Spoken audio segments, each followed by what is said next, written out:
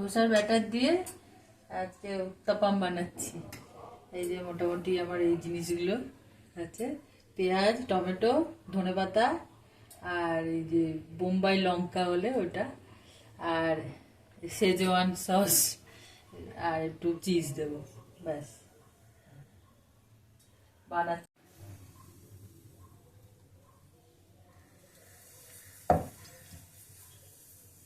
একটু মোটাই হয়।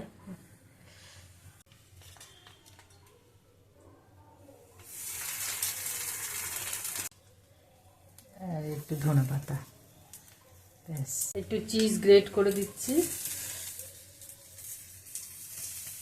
ঢেকে দিই।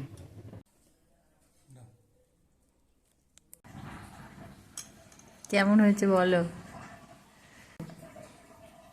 বাহ, এক্সেলেন্ট। ঠিক আছে, তুমি খাও তাহলে।